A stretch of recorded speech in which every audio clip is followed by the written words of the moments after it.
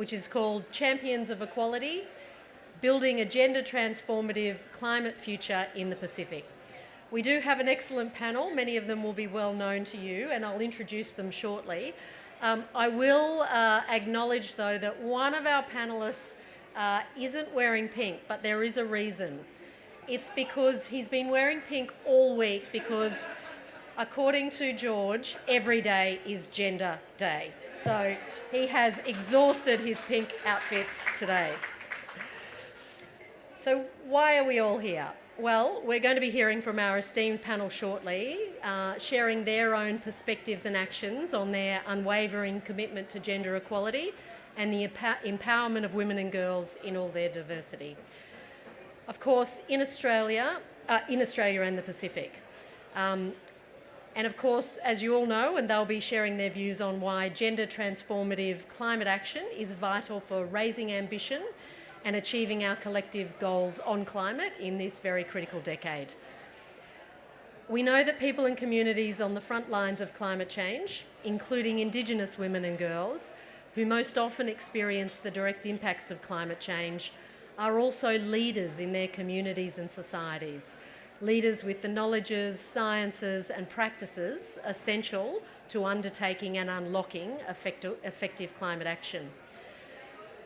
Now, you might be aware that here in Baku there have been, outside of these really important discussions at pavilions, really important negotiations on the extension of the enhanced Lima work program on gender and its gender action plan.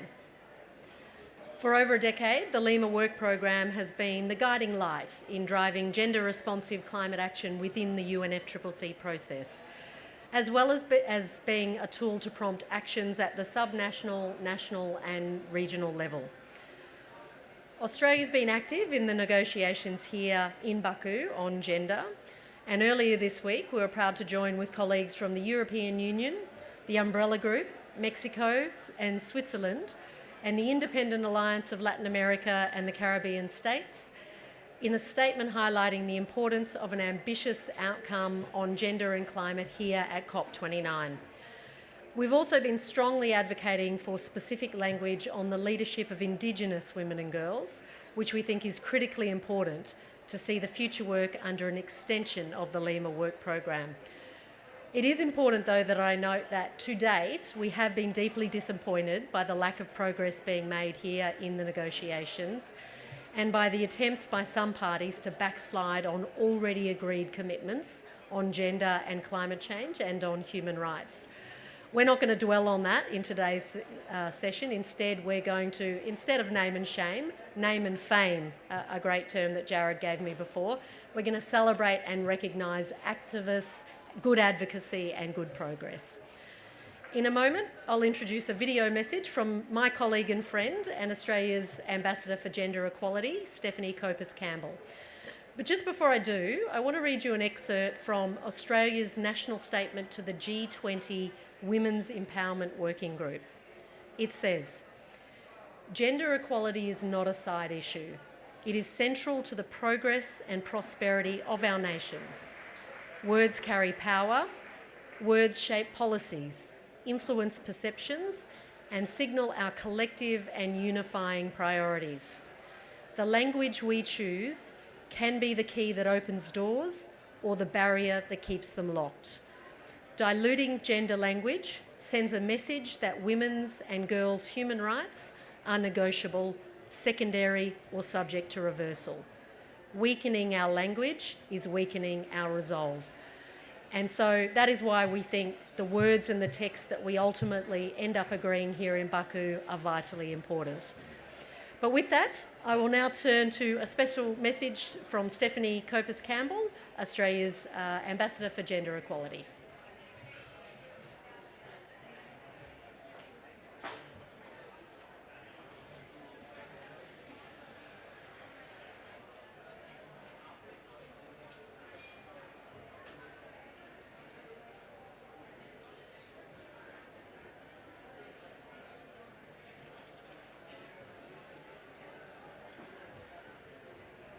Hello, my name is Stephanie Copus-Campbell and I'm Australia's Ambassador for Gender Equality.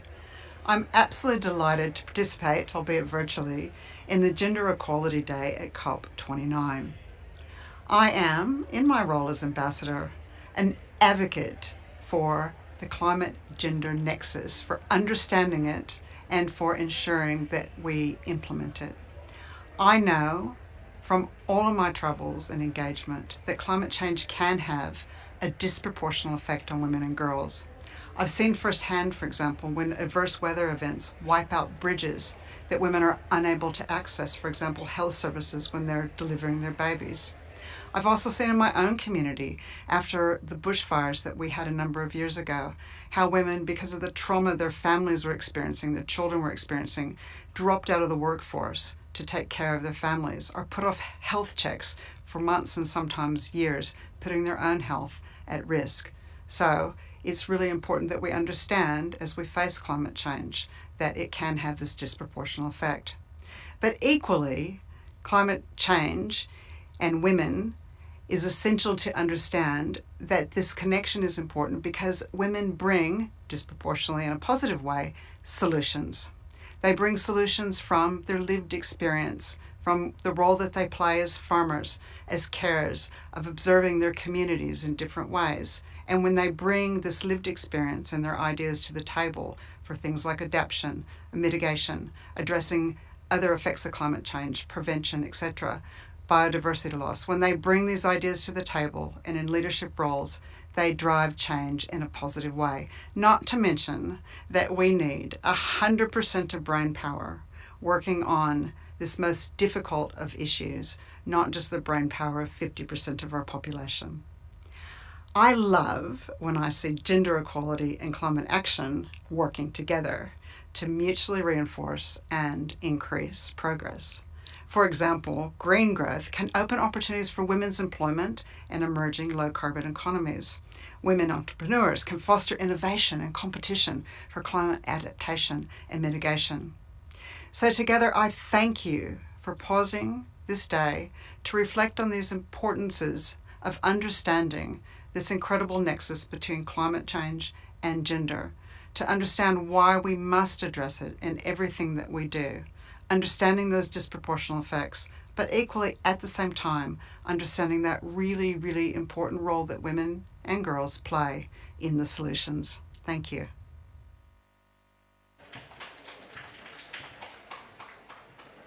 All right, I'll welcome the panellists back up to the stage and we'll get on for the hopefully lively and interactive discussion. So let me just make introductions before I join our panellists. Firstly, in the middle, we have Her Excellency Mona Ainu. Not only is she the Minister for Natural Resources in Niue, she's of course the Pacific political climate champion for gender and social inclusion. Thanks very much for joining us, Minister Ainu. And then to Minister Ainu's left is Terry Reid, a project coordinator for the Wiyani Youthangani Institute for First Nations Gender Justice at the Australian National University in Canberra. Terry will explain a little bit more about the centre and her role shortly. And thirdly, on the end, we have Salah Dr. George Carter, who's a veteran of the COP process and Deputy Head of the Department of Pacific Affairs at the Australian National University as well. Thanks for joining us.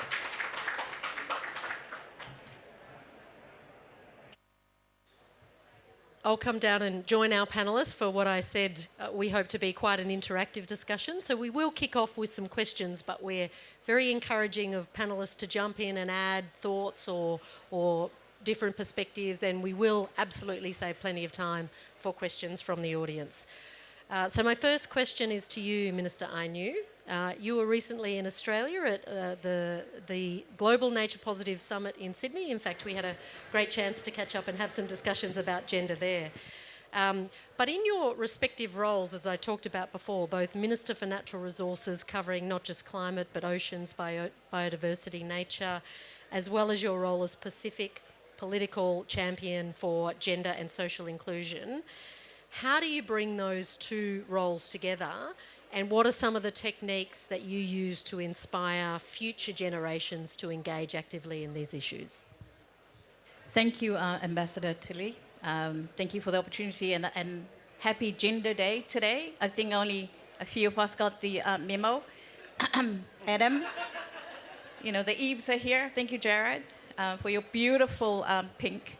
But anyway, I guess as a champion in the Pacific, as well as my role as Minister for Natural Resources, a lot of what we have done over the years, and I love it, Ambassador, that you didn't say I was a veteran, because that would make me very old, but I'm glad you called him a veteran.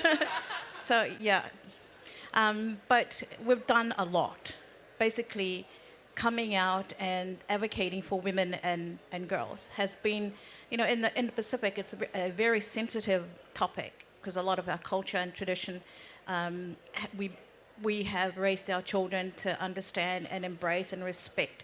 So in the sense of trying to marry the modern and culture, it has been very, very difficult. But, I've been to 3 COPs now. I don't want to be one of those people that continue to complain about things. We have to be optimistic.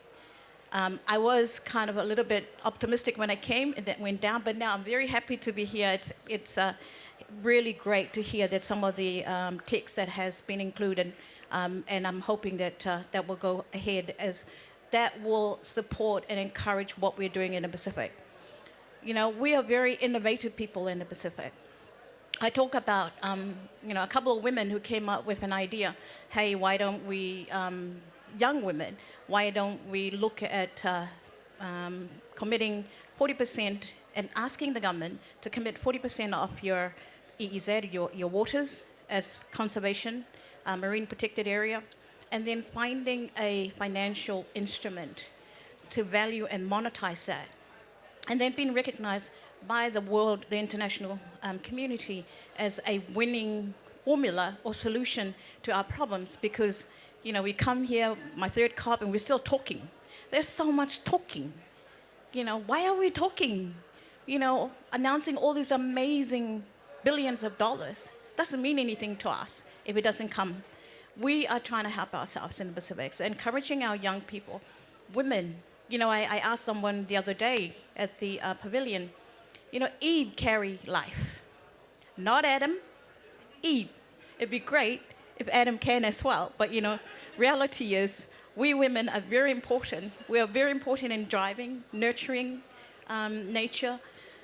When I went to Australia for the Nature Positive, I was so happy, because not every day you hear that word, nature positive. And it was something that I think should be encouraged within the margin of COP, because we hear a lot of pushbacks, we hear a lot of non-progress. But if we can be optimistic and just be happy to try and find a way, but then also countries who cause all this mess should commit. We're sick of coming as well and saying, hey, there's something new on the agenda. We haven't committed to those pledges that you pledged so many years now. Because at the end of the day, for our young people to continue, and if you haven't heard, over 50% of the world tuna come from the Pacific Ocean. That means a lot. 1.5 degrees is what we're prioritizing in the Pacific, and this is where we need to be. 1.8, 2 degrees, you will not enjoy the tuna that you enjoy from the Pacific Ocean. This morning, my 13-year-old, as part of the Daughters of the Deep, they explore under the surface of the ocean. It's something that we encourage, creating these opportunities for our kids, but especially the girls, because culture dictates a lot of what we do. I wasn't allowed to go to the sea when I was young, but now we are allowing our children, especially our girls, to be down there, to make sure that if you're going to advocate good for the planet, you need to experience it. Reality is, for us, we're experiencing a lot of challenges. The frequency, the intensification of these natural disasters is real for us. We can't wait. We have to help ourselves. So teaching our young girls, and of course our boys, how to be innovative is very important for us, especially in the Pacific, because that, we rely on Moananui. We rely on the ocean for food security, for traveling to different parts, and also for shipping. It's very important. I think I could go on forever, but I think COP is rounding up.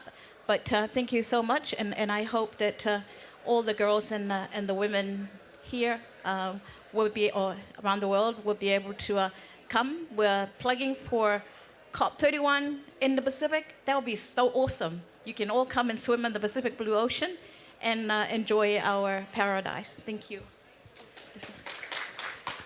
Thank you, Minister. And if you haven't had the opportunity to listen to Minister Ainu before, I think she's just clearly demonstrated why she is the Pacific political climate champion on gender equality. Thank you for the amazing work that you continue to do. I'll move to you now, George. You were one of the authors of a paper earlier this year called UNFCCC, A Feminist Perspective. And this paper acknowledged that we still have much work to do to advance systemic change through our gender work here in the COP process. The paper recommended concrete steps such as hosting a gender COP. Could you talk a little bit more about what this would look like in practice and indeed what we might be able to deliver through an Australia Pacific COP in 2026?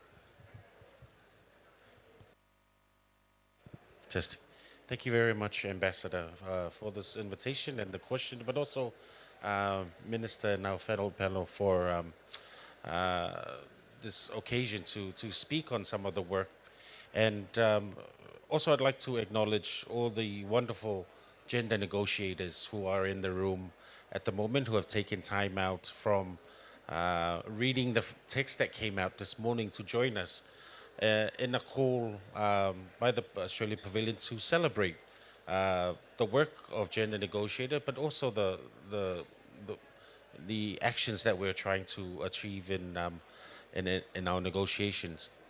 And the paper that you've alluded to, Ambassador, is a body of work that we've been working on with quite a number of researchers across Australia and across the Pacific. And this is a group who want to see more than what we're seeing or what we're talking about here in negotiations around the area of not just gender, but also social inclusion. We started our first paper with colleagues like Rowena McGuire and Susan Harris, that looked at we need to do more. When we started our work from focusing on Glasgow, but also started also from a first body of work that looked at where are the women, where are the Pacific women in climate negotiations. We talk about the actions that we want seen, but who really are these people talking and voicing and bringing these suggestions forward? And so that's how that sort of came through. And then we said, no, we need to think, not just report and write about what's happening and just reiterate what's been discussed, but actually we need to strategize. And that's how the idea of a gender COP came through. We saw how Fiji in its presidency elevated ocean and also island states. And it made ocean not only an agenda, but a key agenda for COP. And we also saw that in the work of the conference with the UK and how it elevated its agenda.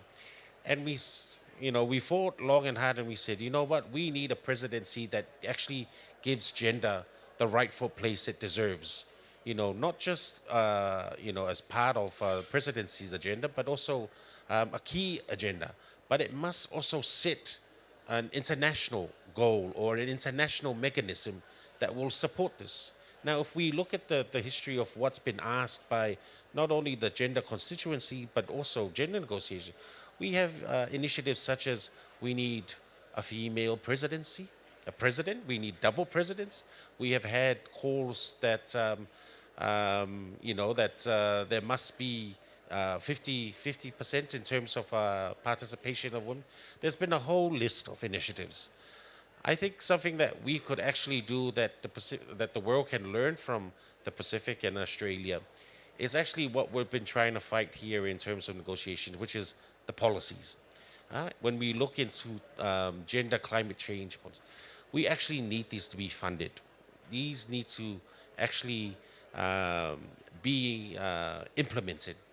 And the reason why there's such a discrepancy in the definition of gender, in the initiatives and the activities of gender, is because none of us are actually implementing these policies properly. And we have that opportunity from the Pacific. First, let's have it in our NDCs. None of our countries in the Pacific have a line that focuses on gender. We could start very simple from ourselves, from the Pacific Islands. Having gender in our targets in our NDCs, we can see it in our NAPs. And then we can see it in our partnership programs. We already have such a great program like Pacific Women Lead, which Australia folks. We need to really engage or move some of that funding to actually promote and push some of the programs that we need to be enacted from the country, because we then need to come with those examples to these spaces. Without those policies being implemented, rather than saying we have policies nicely written down, we need to bring those examples already implemented. They need to be shared. We are the ones who will socialize this with Africa. We are the ones who will socialize this with Saudi Arabia. We will be the ones to socialize this to the countries who are not supporting, who are not seeing eye to eye with some of the initiatives that we want to push. And then, from, working, regionally, having regional organizations or UN Women or Pacific Island Farmers Reps supporting our program, we need to scale some of this, so that by the time that we may, if we do have that presidency and we're able to show that work, these are the examples. This is where the money should be. This is when we talk about we need gender finance, we need a gender fund. We need to show where and how that will be implemented. So that's how some of these initiatives that we've been thinking and writing about. And it's not just from academics being academics researching. This is also academics working with community leaders. This is also bringing into the space, working with gender negotiators, but also at the same time, bringing in people from different spaces, like working with people with disabilities, or bringing into the space intersectionality. It's being open to that type of space, and that's something that we've been closely working and continue to strategize in that space. Yeah, thank you. Thanks very much, George. Something you said, and when you were, talking about the publication on UNFCCC and systemic gender change, it made, and you mentioned Susan Harris as being one of the authors. I've just been Googling because I received a copy of a book earlier this year that Susan Harris also wrote, which is called Climate Politics in Oceania. And without, I don't assume, and I didn't assume at the time, that it had a particular intended emphasis on gender. I did realise it's a bit blurry, but of course on the cover is a photo of two very powerful, very influential, very impressive females who spend a lot of time thinking and working about climate. Our own Foreign Minister Penny Wong, who was formerly Climate Minister of Australia some time ago, and of course the very impressive Prime Minister Fiame from Samoa. And so whether that was intentional or not when they put that on the cover, I think that speaks to the fact that we do have some real champions and leading females in the process. And indeed joined by now President Heine of the RMI as another very impressive climate champion and leader of the Pacific. So there you go. All right, we're moving to you now, Terry. The Wee Yani Yu Thangani Institute for First Nations Gender Justice was launched in March 2024 at the Australian National University. Acknowledging that people and communities on the front lines of climate change, particularly Indigenous women and girls, often experience the direct impacts of climate change, could you speak a bit about the critical importance of taking an intersectional approach to climate change and gender equality, and speak a bit about what you're hoping to see here at COP in terms of First Nations gender justice? Yeah, sure. Thank you for that question. I might actually start with just a bit of a brief context setting of Wee Yani Thangani. I'll break it down so you understand how to say it. Wee Yani Yu Thangani. And that translates to women's voices in Bunaba language, which is a community in the Kimberleys of Western Australia, and that's where June Oscar, the former Aboriginal and Torres Strait Islander Social Justice Commissioner, began this project. So it started in 2017, and we engaged with thousands of First Nations women and girls. I just want to quickly say, when we refer to women and girls, we are talking about women and girls in all of their diversity. So women with additional abilities, women with trans experience, all intersectionalities. So it was one of the largest engagements since the Women's Business Report in 1986. So we were meeting with women in urban settings, cities, and regional and remote communities. So in schools, around campfires, in prisons, community centres. We really wanted that broad range of lived experience from women. There was no set agenda in these engagements. It was just an open space for women to really share their needs and their aspirations and solutions across all areas of their lives. So all these voices were captured in the Wiani Thungini report, which was published in December 2020. And I would encourage you to read it. It's quite heavy reading, but very insightful, particularly if you're working in the policy space. But it clearly shows that the system is unresponsive to their lived realities, and that women are doing incredible work in holding their families and communities together, caring for country, reducing violence and harms. But women and their vast knowledges in caring and sustaining people and this planet has been marginalised.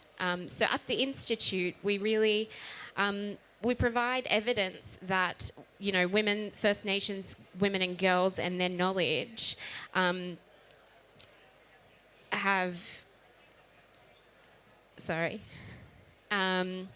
they've been clear throughout this report. They want a large-scale structural change to create a world where the unique social, cultural, economic and political rights and interests of First Nations women and girls are actually realised.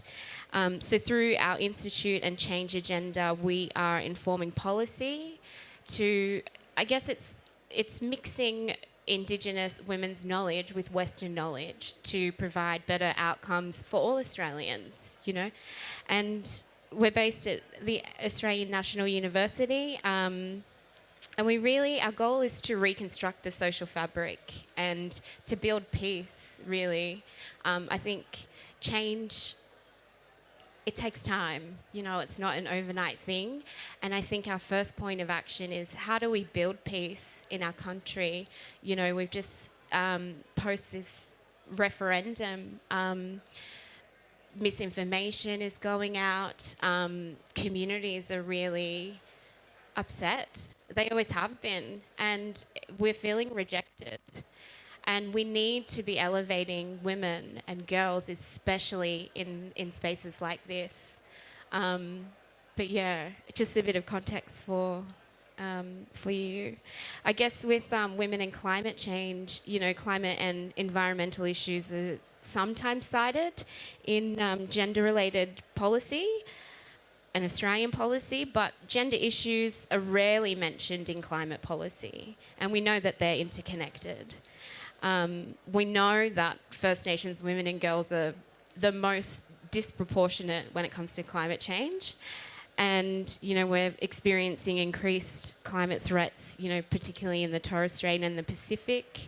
And these women have the solutions, and we need to empower them and build capability for them to be in these spaces. This is my first COP. This is actually my first Wiani Thungini engagement away from my supportive team. And, as a young black person, it's very intimidating.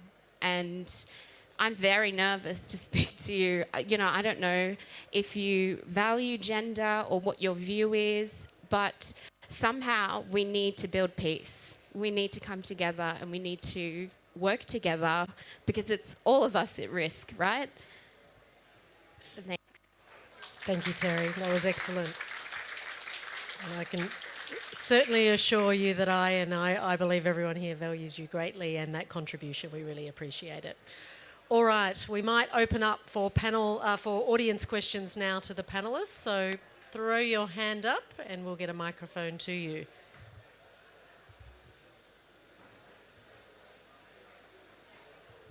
Don't be shy. Any questions? Wonderful. Firstly, thank you to all the panellists. That was a really inspiring discussion. I am curious as to if you guys have any insights into how we as sort of civil society can be allies to all of your movements. I'm an Australian, but I'm really curious to kind of know what we can do to support First Nations Australians at home, but also our friends and neighbours in the Pacific too. I might take this if you don't mind. So we along with the launch of the Institute, we launched a change agenda, which has 3 levels of outcomes for system actors, such as governments, non-for-profit, I'm having a blank, corporate, and so women and girls have literally set out what you can do within this change agenda. And we have a set of, we call them ways of working, and they really interconnect with peace building. And we encourage people to implement them through their workplace in order to achieve peace. And that's just the starting point, as I said. But I would highly recommend reading up on the change agenda. It's available on our website. It literally, you can implement those outcomes straight away, no matter what role you play within the system, whether you're a First Nations woman, whether you're a system actor, whether you're an ally, it's all in there.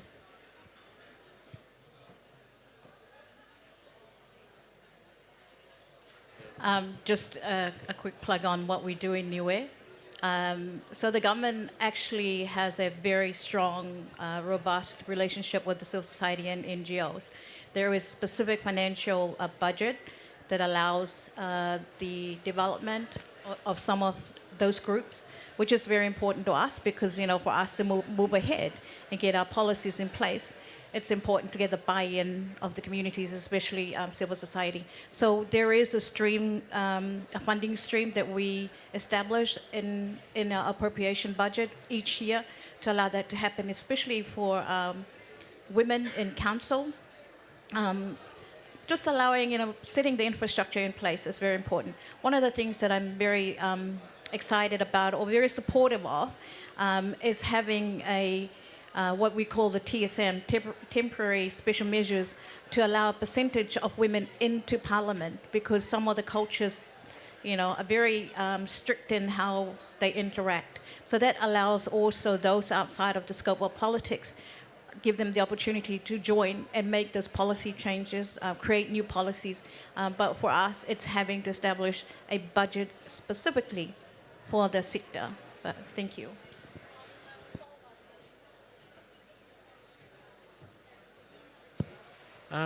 I guess I will limit my my response to sort of what's happening and what we've seen in academia. In terms of, what we need is a time where we are open-minded and also willing to share and work with everyone else, work with everyone. But at the same time, we must also acknowledge that there are certain views within our society, especially around gender, when we are, I guess, defining gender, that there are parts of our society some would call conservative, or some would say pull the brakes in terms of how we work. So my suggestion would be open-minded and go with an open heart, with care and understanding to each part of society or communities when working in those spaces, especially when it comes to climate change and how they want to be perceived how they want to work within those spaces. And because I find that, I've had the great opportunity this year to travel all around from Baigu and Torres Strait Island to Tonga, to Samoa, to even COP spaces. In all these spaces, men, women view gender all very differently. And everyone has their own definition and in the safe space that they work with. And what I found is working collaboratively, making is also about working in safe spaces, so that we all are. We do want progress, we do want equality for all, but at the same time, everyone's on their own different pathway and journeys, and that's what I found as a very important aspect in terms of moving forward on this agenda of having a gender COP. Yes, we do want progress. We all want to move forward, but we also need to be careful and create that safe space for all to participate. Yeah.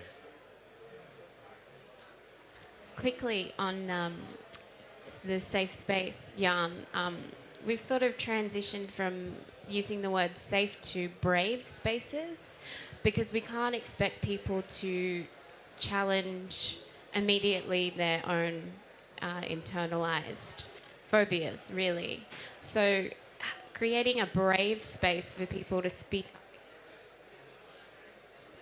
up against certain stigmas, I think is beneficial. Sorry, I just wanted...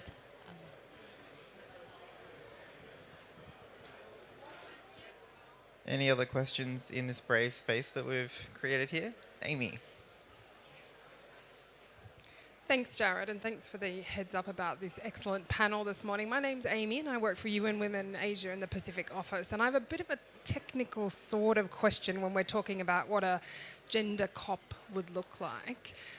Responding to a lot of the requests for an increasing amount of gender and environment data, and with the great support of the Australian government, in the Pacific now we have a number of nationally representative surveys. So Tonga, Samoa, and others, and I just wanted to know, how can we, not just as UN Women, but we collectively really try and support the take-up and the picking up of this new data that's coming out, and it's across all areas of the environment, so climate, disasters, biodiversity loss, and all disaggregated. So how can we kind of advocate for this to then be picked up and used in that policy sort of dialogue and that space? And then part of that is that implementation, so that, how do we pick that up?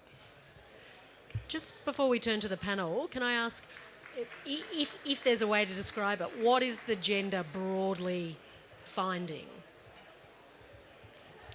It's quite mixed, and like I said, these surveys can generate over 100 indicators. And so from Tonga, from Samoa, we do see some of the discrepancies in terms, for example, unpaid care work, so the percentage differences in time that women compared to men spend post-disaster. We've also got a number of different... increasingly, the correlations are a little bit tricky, and this is the non-statistician talking, so don't quote me, on some of the correlations between, people's livelihoods as in proximity to some of those national, like marine protected areas, for example, or national protected areas, and the responding changes to the livelihood. So we do have discrepancies. In some cases, they're quite large gender gaps. In some cases, not as much. Thank you, that's useful. It's, as I understand it, a question around this data is starting to come through. So what? What do we do with that data, and how can it be best put to use? Well, that's a good one. We have been collecting data for 100 years, I'm pretty sure. What to do with it is a different story altogether. Hence why we keep coming to COP. Hence why we need strong partnerships from our partners internationally to allow us to move forward, to progress, to do that work. Because all that data means nothing if it's not implemented. When I became the champion in the Pacific for gender and social inclusion, straight away I advocated for gender balance cabinet. And now we have gender balance. the men are really supportive. And these are some of the areas that we need to encourage, is encouraging our men and our boys to encourage us to get into that space. But, when we ask about what do you do with the data, I can't answer you because we've tried. We've brought it to funders, to partners. There is a shift in some of the understanding by our partners. But hey, if you can come up with a solution, maybe the language, because at the end of the day, we are answerable to our communities, to our people. But if we can't have a language that is not understood by them, it also doesn't mean that all that data is used elsewhere, benefit of others, without getting it into our communities and our people. Thank you. I'll refer to one of our a project that was supported by DQ, and this was the Indigenous Decision Making Workshop. And one of the respondents, when working with Indigenous communities, said, if we're not part of the design of how that data is collected, we will never take up the ownership of that data. If communities are not part of what are the questions, following the protocols, and then, of course, being part of the collection of that data, it will never be something that we would call ours. It will always be something that others would use. So that's one way to look at it. But now we have these great surveys already being conducted for the Samoa and Tonga, and I think last month in Chogum, we saw the pronouncements of the climate change, environmental, I think gender data that came out. That were the next step is then how do we link this all into policy, or how do we link this? How do we get universities to use this data? How do we get think tanks to use this data? How do we, get media to actively use these in their stories? There is that gap of sort of the user. How do we put that? I don't want to sound like the same thing over and over about investing in universities, investing in think tanks, and we really need to invest in that sort of brokerage area in the Pacific. It's one thing to have data, and it's one thing to, you need those people in the middle that try to brokerage to say this is what it says. But beyond that, I think we also need to, these data are going to be useless in another 2 to 3 years, right? We need these surveys to come up again, and so another reason why data has not been used is because it needs to be revised every 2-3 years. And it's great to have 200,000 to run that survey, but when we come back in 2-3 years to run that survey again, we have to go look again. Well, sorry, this is just universities looking for more funding, to carry this out again. So there's also that consistency in that data, so that we can use it over and over, and that becomes an everyday tool, an everyday arsenal in our pocket in all our types of work, in terms of the evidence that we provide in the policy work, but also when we come here to COP and try to define or give numbers to what we're trying to say is that we have this.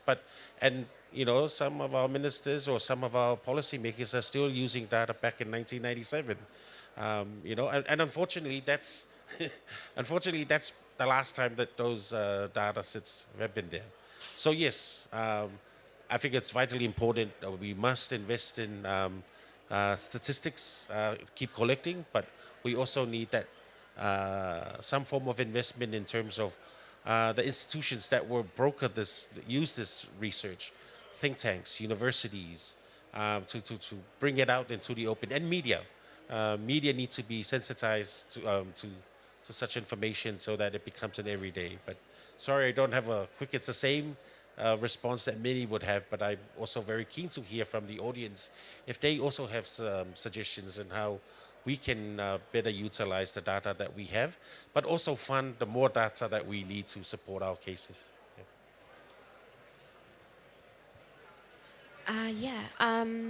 So I guess this came up in a lot of our engagements as well, and I feel that this is the role of the Institute, to be that middleman, or middlewoman, if you like, to be able to translate that data to government and back to community as well. We've had conversations with UN Women as well. We don't exactly have the answer, but we're working on it. Yeah, and I would really encourage you to reach out and somehow we can work together. Yeah, put our heads together.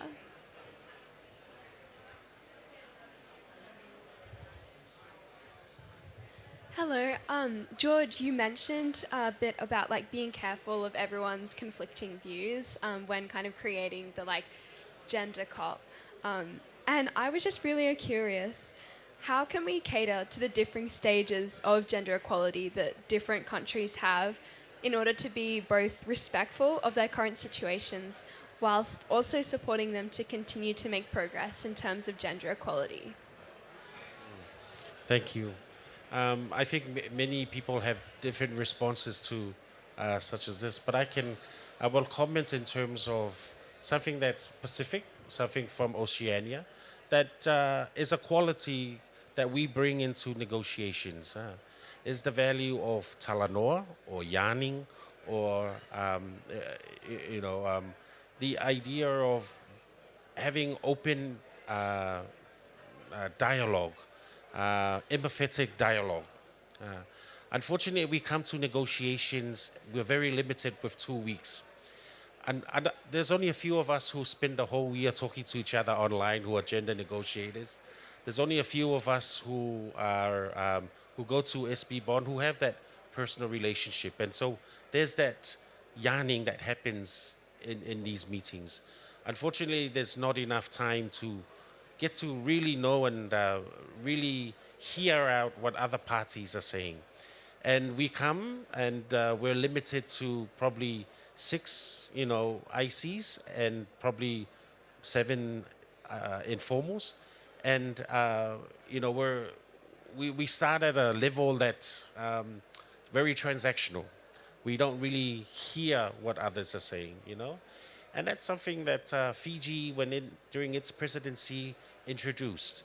The value of hearing from others, really listening.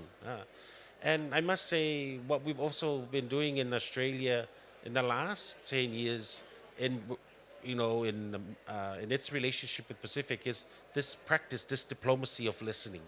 And I think that's something that Australia and the Pacific could bring back into this COP, that diplomacy of listening.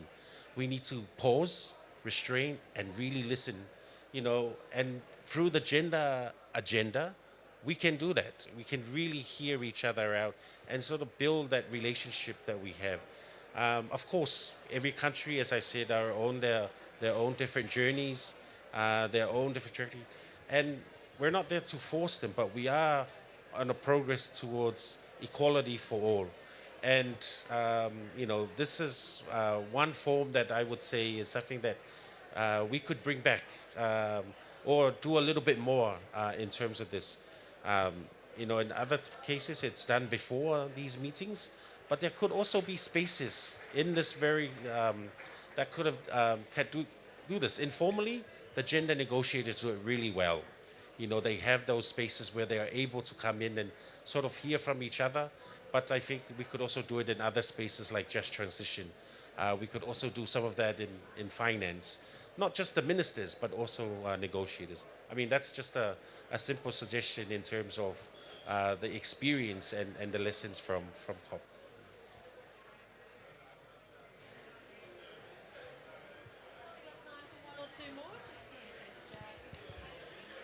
Thank you very much, Ambassador and the panel members. It's more of a comment. I just want to contribute to what George has said about the data and the brokerage with universities. I'm here on a really awesome project that DFAT Australia funds Pacific and First Nation students at ANU to follow Dr. George. And we are here to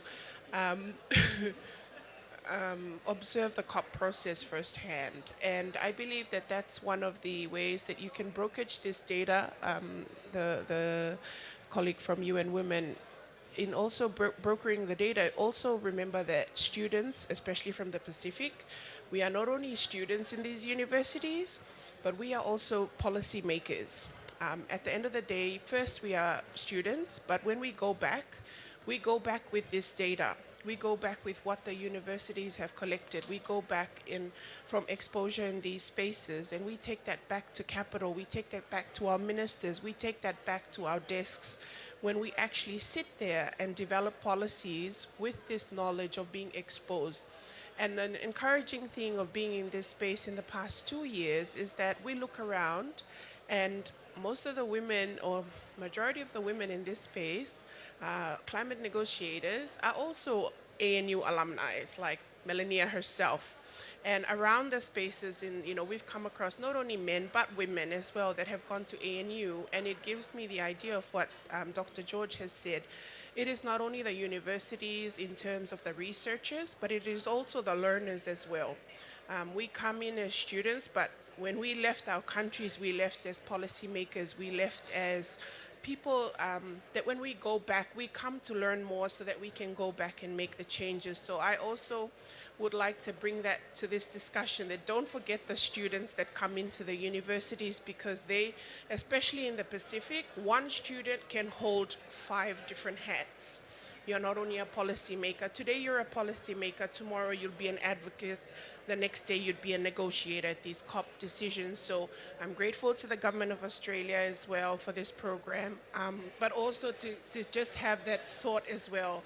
Don't just think of those researchers, those who are in decision makers, but also think students can also be that bridge, because we are in transition of we're learning from the researchers, but we go back and sit in the decision-making chairs as well, or we influence the decision makers. So I thought I'd just add that contribution. Thank you. Thank you. That was an excellent contribution. I took so many things from that, but first of all, I was just amazed that you get paid to follow George around. I would do it for free. I would do it for free.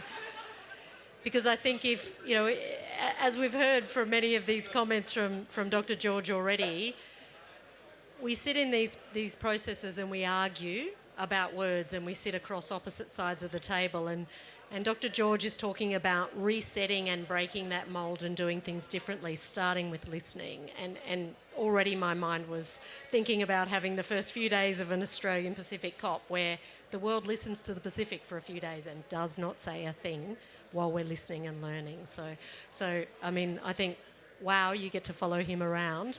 But the second thing I think I took from what you said, which was excellent, was, you're not researchers, you're not students, you're solutions developers and solutions makers. So you're very much part of this system and how we make it work better. So thank you.